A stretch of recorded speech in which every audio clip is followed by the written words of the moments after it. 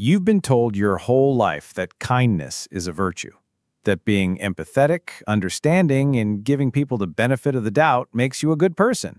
And it does. But what no one warned you about is how some people see your kindness as an invitation. Maybe you've noticed it.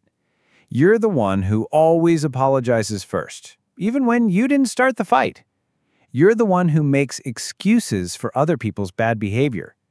You find yourself walking on eggshells around certain people, constantly adjusting your own needs to avoid conflict. If this sounds familiar, you're not imagining it. Your kindness, your empathy, your natural desire to see the good in people is being systematically used against you. And the worst part? You probably don't even realize it's happening. Here's what most kind-hearted people don't understand. There are individuals who study your responses like a predator studies prey. They've learned to identify the signals that mark you as someone who will absorb their problems, take responsibility for their emotions, and sacrifice your own well-being to keep the peace. This isn't about becoming cynical or closing your heart. This is about understanding the science behind emotional manipulation so you can protect your kindness from those who would exploit it. There are 4 ways your compassion is being turned into a weapon against you. And once you see these patterns, you can't unsee them. The first way is the empathy trap. Highly empathetic people have a superpower and a fatal flaw rolled into one. You can feel other people's emotions as if they were your own. You instinctively want to fix pain, resolve conflict, and make everyone feel better. But here's what researchers have discovered. Certain personality types specifically target highly empathetic individuals because they know you'll do the emotional labor for them. Think about Lisa, who always felt responsible for her partner's moods. When he came home angry, she'd immediately start problem solving, asking what was wrong, offering solutions, adjusting her own plans to accommodate his stress. She thought she was being loving and supportive. What she didn't realize was that he had learned to weaponize his emotions. He knew that if he displayed anger or disappointment, Lisa would scramble to fix whatever was wrong, often sacrificing her own needs in the process. Her empathy had become his remote control. This isn't love, it's exploitation. When someone consistently makes their emotional state your responsibility, they're not seeking connection, they're seeking control. The empathy trap works because it hijacks your natural compassion response.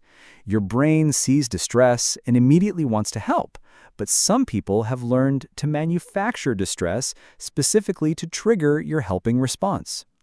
The second way is through nervous system hijacking. When you're in conflict with someone who knows how to manipulate, something strange happens to your body. You might freeze up in the middle of an argument, unable to find words to defend yourself. You might feel your mind go blank when they're criticizing you. You might find yourself agreeing to things you don't actually agree with just to make the tension stop. This isn't weakness. This is your nervous system being deliberately triggered into what scientists call a freeze response. It's one of your body's survival mechanisms, along with fight or flight. When your brain perceives a threat it can't fight or escape from, it freezes. Emotional manipulators have learned to create the state in you on purpose. They raise their voice just enough to activate your stress response. They use certain tones, certain words, certain body language that signals danger to your primitive brain. When you're in freeze mode, your prefrontal cortex, the part of your brain responsible for logical thinking and decision-making, goes offline. You literally cannot think clearly. And that's exactly when they make their demands, extract their apologies, or get their way. Sarah noticed this pattern with her boss.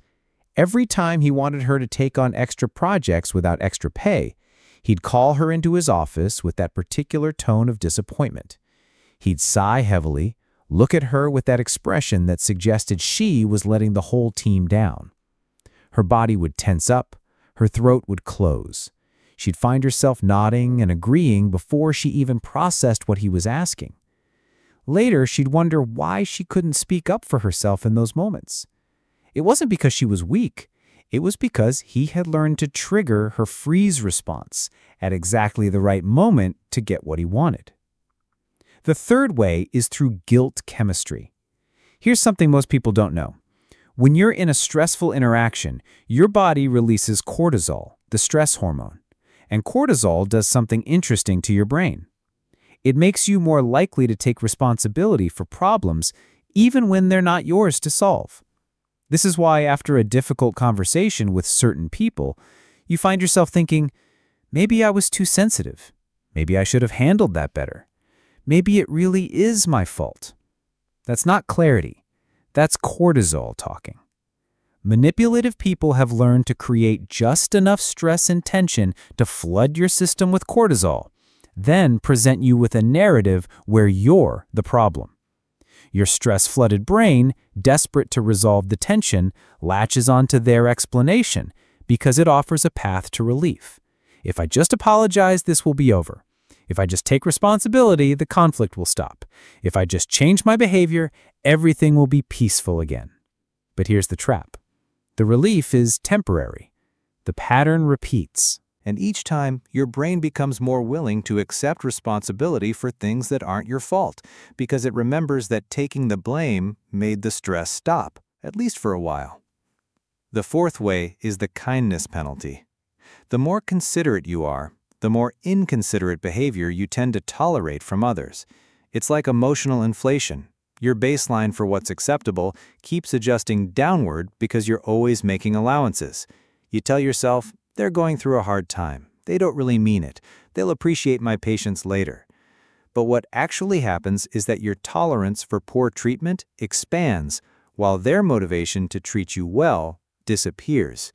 Why would they change their behavior when you keep accepting it? Why would they show you the same consideration you show them when you never require it? Kind people often mistake enabling for empathy. They think setting boundaries is selfish, that having standards is judgmental, that protecting their own well-being is somehow cruel. But here's what Seneca understood that most people miss. You cannot control other people's behavior, but you have complete control over what you will and will not accept in your own life. He wrote, "You have power over your mind, not outside events.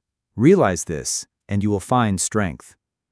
This wasn't about becoming cold or uncaring. This was about understanding that your kindness is precious, and it deserves to be protected. Here's the first technique to protect your empathy: the internal firewall.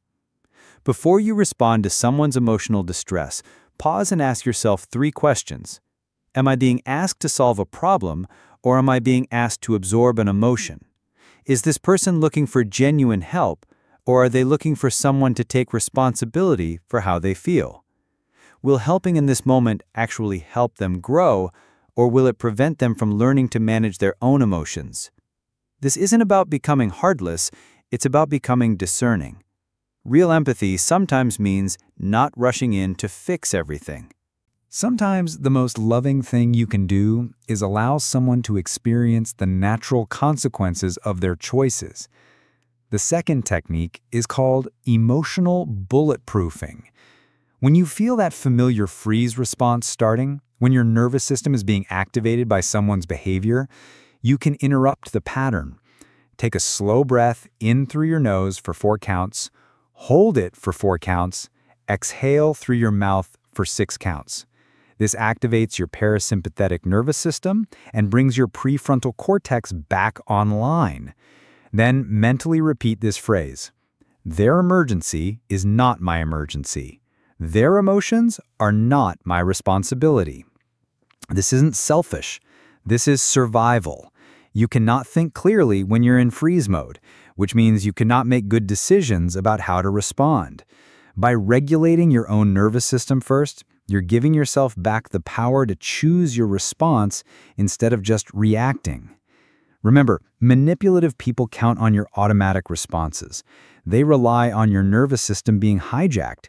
When you stay regulated, you take away their primary tool of control. The goal isn't to become invulnerable to all emotions. The goal is to become conscious of when your emotions are being deliberately triggered and to maintain your power to choose how you respond. Your kindness is not the problem. Your kindness is beautiful, necessary, and rare in this world. The problem is when that kindness isn't paired with wisdom about how to protect it. You can be empathetic without being everyone's emotional dumping ground. You can be understanding without making excuses for poor behavior. You can be generous with your heart without giving it away to people who will misuse it. Think of boundaries not as walls that keep love out, but as the frame that makes the painting possible. Without the frame, the canvas just becomes a mess. Without boundaries, your kindness just becomes exploitation. Maybe the strongest thing you can do isn't to endure more, but to require better. Maybe the most loving thing you can do isn't to accept everything, but to protect the space where real love can grow. What would change in your life if you started treating your kindness as the precious resource that it is? What relationships would improve if you required the same consideration from others that you naturally give? Share your thoughts in the comments, because sometimes the bravest thing we can do is admit that our greatest strength has also been our greatest vulnerability.